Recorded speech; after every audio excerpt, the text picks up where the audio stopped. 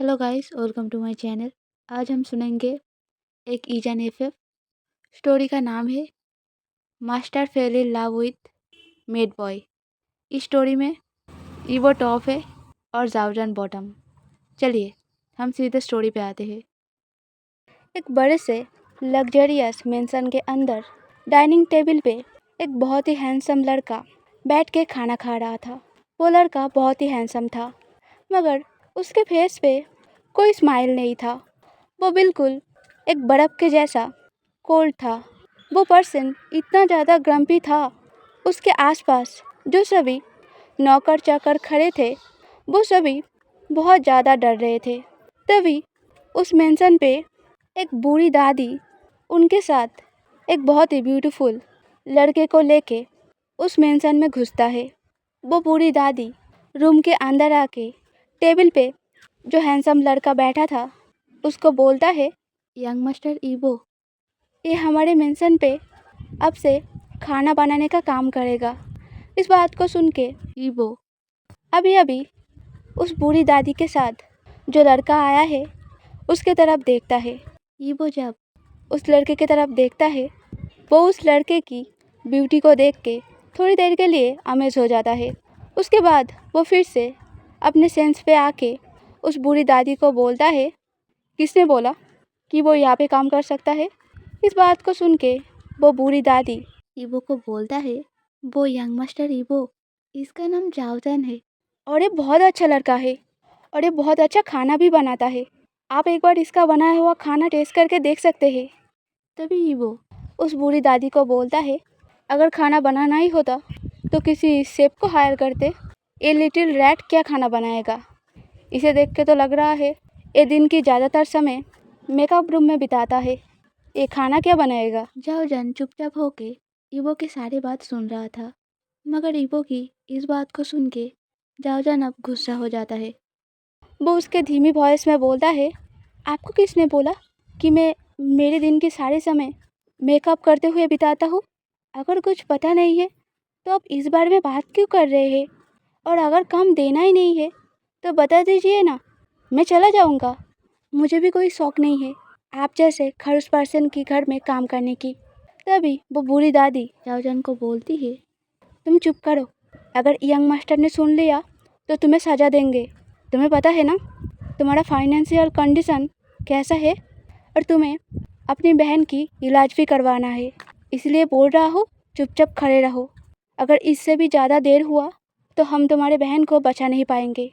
और young master बहुत ज़्यादा सैलरी दे के सभी शेफ को रखते हैं, तो अगर तुम्हें खाना बनाने के काम मिल जाएगा तो तुम शायद तुम्हारे बहन की ऑपरेशन के लिए पैसा जमा कर पाओ, इसीलिए बोल रहा हूँ चुपचाप खड़े रहो।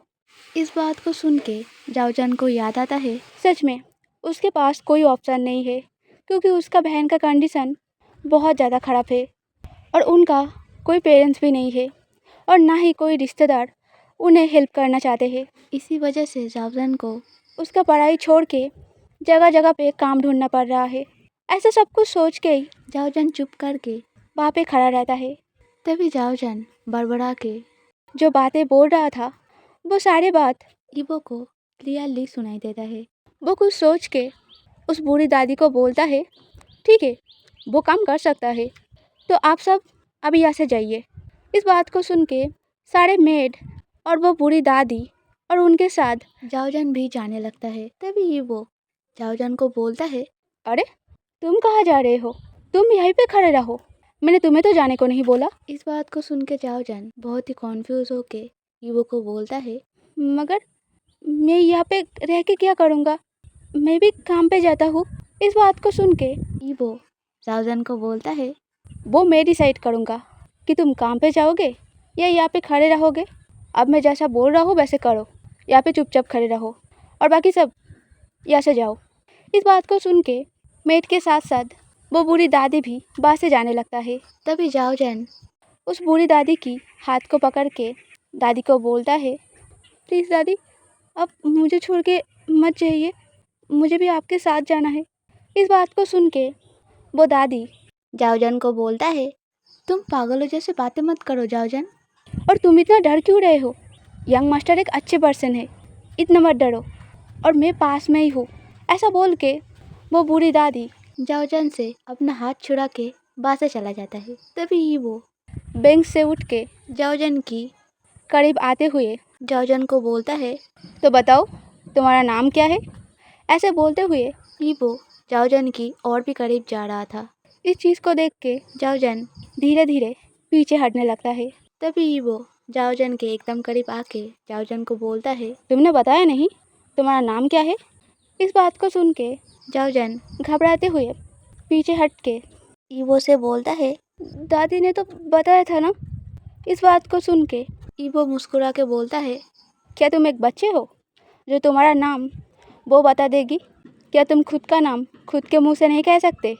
इस बात को सुन के जाओजन घबराते हुए ईवो से बोलता है, मेरा नाम जाओजन है। इस बात को सुन के ईवो जाओजन को बोलता है, गुड, अच्छा नाम है। ऐसा बोल के वो एकदम से जाओजन की कमर को टाइट से पकड़ के उसे अपने बॉडी के साथ खींच के अटैच करके जाओजन को बोलता है, तो मुझे अब बताओ तुम्हें किसने भेजा है? मेरे आंट ने या मेरे अंकल ने या और कोई रिलेटिव?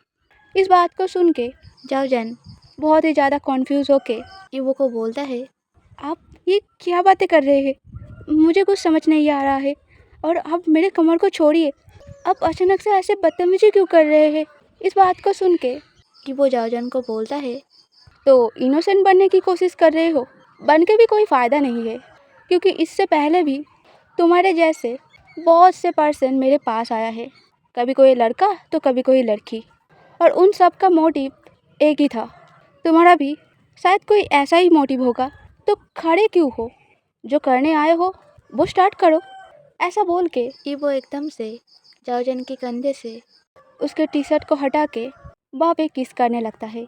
इस चीज़ को देख के जाओजन शॉक्ड हो जाता है। वो पैनिक करता हुआ बोलता है, आप ये क्या कर रहे हो? आप देखिए, आप जैसे सोच रहे हैं मैं वैसा पर्सन बिल्कुल भी नहीं हूँ। ऐसा बोल के जाओजन बहुत ज़्यादा छटपटाने लगता है, मगर ईवो के बॉडी में इतना ज़्यादा ताकत था जिसकी वजह से जाओजन ज़्यादा कुछ नहीं कर पा रहा था। तभी ही वो जाओजन के लिप पे एकदम से किस करने लगता है। इस चीज़ को देख के कुछ देर के लिए जाओजन का माइंड पूरा ब्लैंक हो जाता है। फिर वो उसके मन में बस एक बात बोलता है, मेरा पहला किस। ऐसा बोल के जाओजन एकदम से ईवो के लिप पे बाइट कर लेता है, जिसकी वजह से ईवो एकदम से जाओजन को छोड़ देता है। लिप पे बाइट करने की वजह से ईवो के होठों से ब्लड गिर रहा था।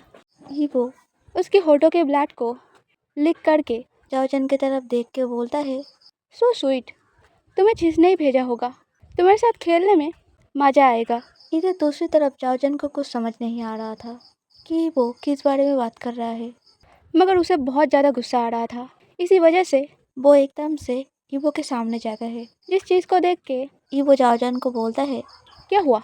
तुम तो जाने वाले थे, क्या वो सब करने के लिए अब तुम रेडी हो? तो शुरू करते हैं। ऐसा बोल के ईवो उसका शर्ट का बटन खोल ले जाता है। तभी एकदम से जाओजन ईवो के गाल पे एक जोर का थप्पड़ लगा के ईवो को बोलता है, आप बहुत ज़्यादा गंदे पर्सन हो, मैं आप जैसे पर्सन के घर में कभी भी काम नहीं करूँगा, बदतमीज़ कहीं का। ऐसा बोल के जाओजन उसके पैरों को ठोकते हुए बाहर से चला जाता है। और इधर ईवो उसके गाल पे अभी अभी जो छोटे छोटे वाइट हाथों का 5 उंगली का निशान पड़ा था, उस जगह पे हाथ फिराते हुए सोचने लगता है कि अभी अभी क्या हुआ। एक लिटिल रैट उस जैसे पर्सन को एक जोर का थप्पड़ मार के अभी अभी चला गया और वो कुछ भी नहीं कर पाया, जिसे सोच के ईवो को गुस्सा आना चाहिए था, मगर ईवो एक डेविल सा स्माइल करता है। तभी वो बूढ़ी दादी किचन से निकलता है। किचन से निकल के जब वो बूढ़ी दादी जाओजन को वहाँ पे नहीं देख पाता, वो कॉन्फ्यूज़ होके ईवो की तरफ देखता है। तभी ईवो उस बूढ़ी दादी को बोलता है, क्या हुआ? आप मेरी तरफ ऐसे क्यों देख रही है? अगर आपको उसे ढूंढना ही है तो मेंशन से बाहर जाइए। लगता है उसे काम नहीं करना, वो यहाँ पे फन करने के लिए आया था, इसी वजह से चला गया। इस बात को सुन के वो बूढ़ी दादी कुछ कहने जा रहा था, तभी वो ईवो के गाल पे 5 उंगली का निशान देख के कुछ समझ के जल्दी से अपने सर को जैक के सामने बो करके उस मेंशन से निकल आता है। इधर दूसरी तरफ जाओजन रास्ते से चलते हुए बहुत ज़्यादा रो रहा था। वो ईबो को कोसते हुए बहुत सारा गाली दे रहा था। जाओजन बड़बड़ाते हुए बोलता है, वो कितना गंदा पर्सन है, वो ऐसे कैसे मेरे साथ कर सकते हैं।